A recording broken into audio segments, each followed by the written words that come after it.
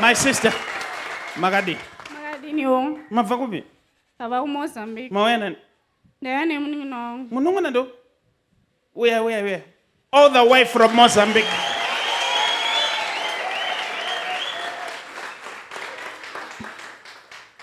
Magadi. Makadini wong. Aiwa ndinotamba. Roverai maoko vanhu veku Mozambique. Wonderful.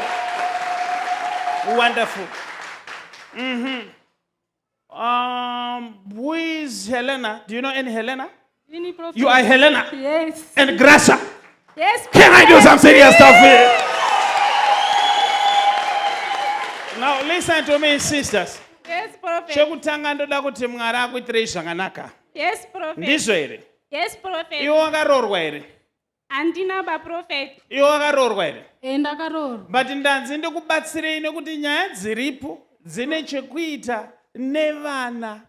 Don't prophet. Ndizvo? Chokwadi. Muri kuda vana here? Ichokwadi. Huh? Chokwadi prophet. But iwe wanga usina kumboroorwa here? Eho ndanga ndakatororwa so ndakatobva pamushabato zvakanga zviri kundonetsa. So what's dash? Ehe ndakagara 10 years. Can I do some serious stuff here? Now listen to this now. I am looking in the realm of the spirit now. Ndanzina Jehovah nyaya dzenyu dzinake. Yes, Nekuti prophet. Mwari anokudai. Yes, prophet. Ndiri kuona zvichimboita zvichiramba. Yes, prophet. But now I am looking in the realm of the spirit now. Yes, prophet. And I'm seeing there's someone who was driving a taxi. Do you know a taxi? Yes. Taxi munoiziva. Aiwa. Mota inohaiwa munoiti chi? Ehe. Taxi mota. Aita zvekudriver taxi ndiani?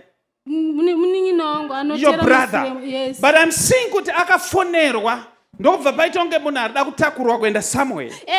Now, Prophet. as I'm looking in the realm of the spirit, I'm not kuzomuona Prophet. because akabva anourayiwa ikoko. Prophet. Ndiri kuoneswa inini akachekwa miri yese.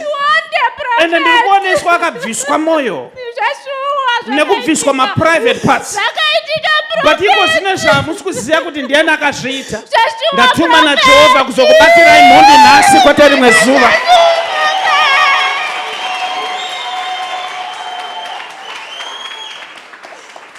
Demonstrating the prophetic martial arts par excellence.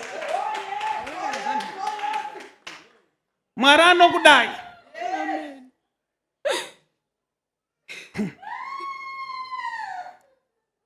Nhasi unoyu ndatumwa naJehovha kuzodaira Yes, prophet. mibvunzo yaminayo. Amen. Hakuna munhu anorova Yes. kana Jehovha atendera.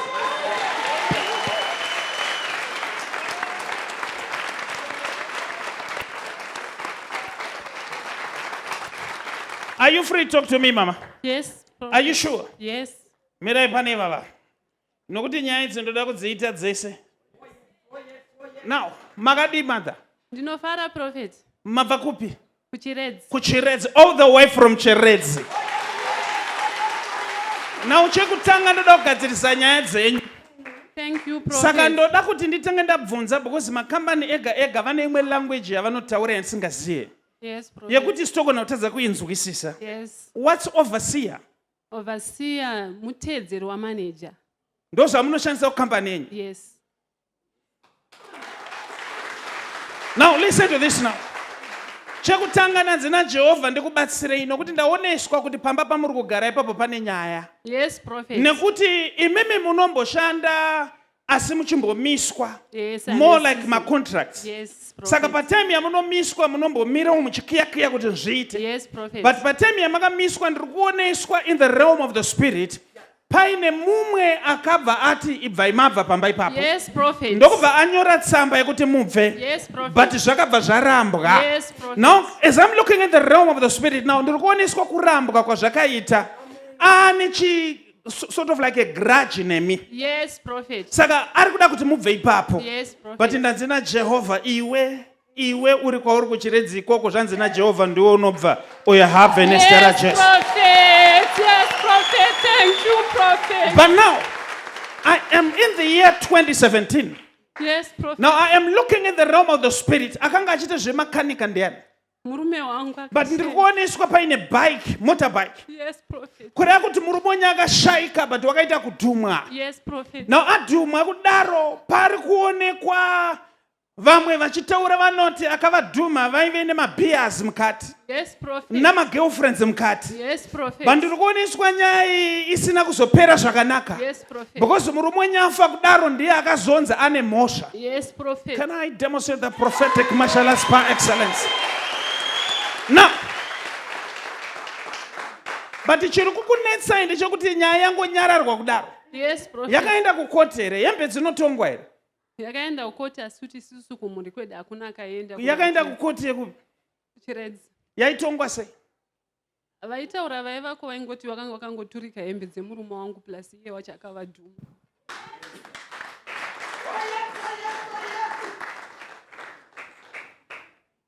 Now listen to this now. Ndiri kunzi naJehovha. Iko zvino zvindiri kuoneswa kuti kumuri iyoyo pane nguva yayakambokutsvagai. Yes, prophet. Asi vaita havana mhosva. Yes, prophet. Because ndiri kuoneswa muri muna November in 2024. Yes, prophet. Ndiri kuoneswa vakauya vachienda kune vamwe tete. Yes, prophet. Tete vakati mozodzoka around December. Yes, prophet. But havana kuzodzoka. Yes.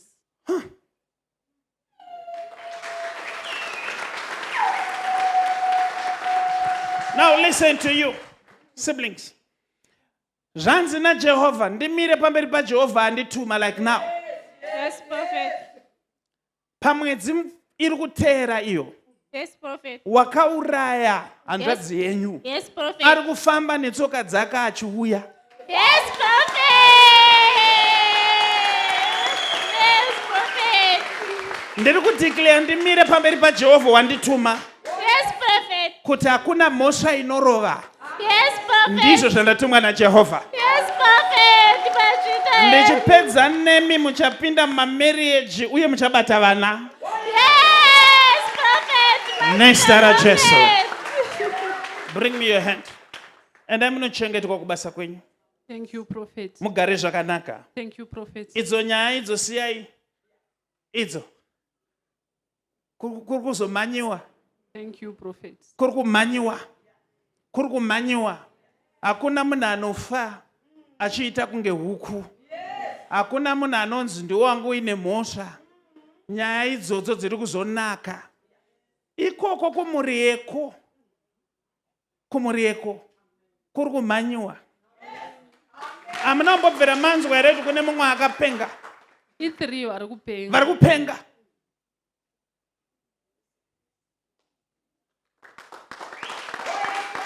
It's done. You're free now. You're free now. In the name of Jesus. I want to dance with everybody. Are you ready now? Goodness and Mercy Ministries with Prophet T. Freddy presents Gweru Revival Night on 27 February 2026 from 9 p.m. till late. Yes, munhu wa Mwari vachange vari mugweru. Man of God, Prophet T. Freddy uzabe khona eGweru mhlaka 27 February 2026 kubva na 9 p.m. kuze kuse pa-Alice Building, 2nd floor, 6th Street, Gweru CBD, pedyo nezesa. Mukana wema one-on-one na Man of God, Prophet T. Freddy unenge uripo. Kulabo abafisa ukubonana lo Man of God, Prophet T. Freddy one-on-one, ithuba likhona. Contact 0778 059 270, 0778 059 270 or 0712 528 094, 0712 528 094. WhatsApp 0786 318 886, 0786 318 886. 27 February 2026, Gweru Revival Night na Prophet T. Freddy, the Goodness and Mercy Ministries, the home of prophecy, deliverance, word and prayer.